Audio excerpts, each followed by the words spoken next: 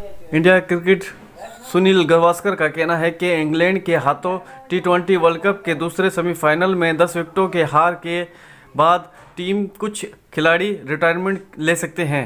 Hindustan times के मुताबिक Adelaide में खेले जाने वाले दूसरे सेमीफाइनल के बाद सुनील गावस्कर ने कहा कि कुछ रिटायरमेंट्स भी हो सकती हैं, लेकिन ऐसा सोचने का वक्त नहीं।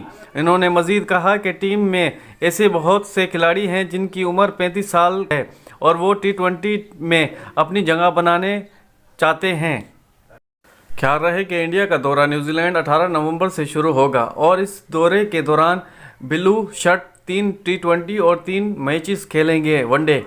इस दौरे के लिए विराट कोहली और रोहित शर्मा समेत मुतअद्दिद सीनियर खिलाड़ी को आराम देने का फैसला किया गया था।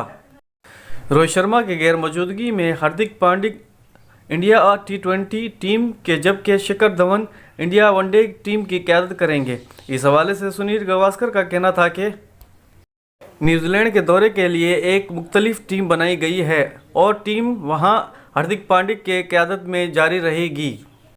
साबिक इंडिया कप्तान ने मजीद कहा कि पांड्या इस टीम पर अपनी मोहर लगाने की कोशिश करेंगे, क्योंकि साफ जाहिर है कि इस कदम से सिलेक्शन कमेटी ने इशारा दे दिया है कि बहैसियत कप्तान IPL में अपनी पहली ट्रॉफी जीत चुके हैं।